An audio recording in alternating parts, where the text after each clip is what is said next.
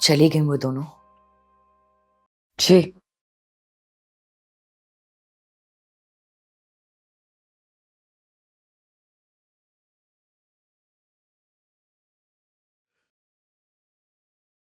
बेटा ये सब कुछ कब तक चलेगा?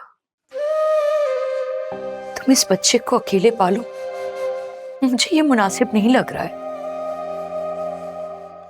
जब तक बात एमन की थी तो मैं बर्दाश्त कर रही थी, लेकिन अब तो उसकी अम्मी इधर आती है तो मेरे जख्म हरे हो जाते हैं। आपको क्या हो गया? ये किस किस्म की बातें कर रही हैं आप? तुम अच्छे से जानती हो बेटा कि मैं क्या कह रही हूँ और क्यों कह रही हूँ।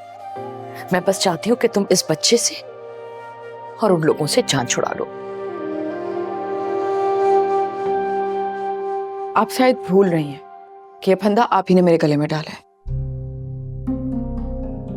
जानती हूँ बेटा, ये गलती मुझसे ही हुई है, लेकिन उस वक्त मैं तुम्हारी जान इस फरमान से छुड़ाना चाहती थी। तो अब क्या हो गया आपको?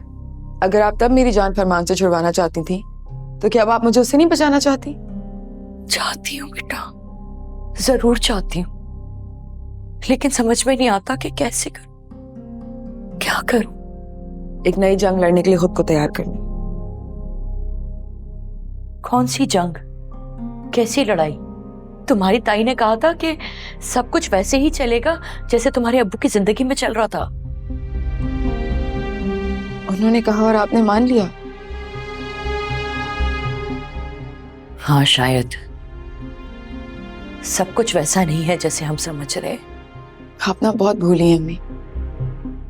इतना सब कुछ हो जाने के बाद भी आप इन्हीं लोगों की बातों पे यकीन कर रही हैं। अगर मुझसे पूछे ना तो फरमान में मुझे जरा सी भी अच्छाई नहीं नजर आती। फिर बेटा बताओ, तुम क्या करोगी?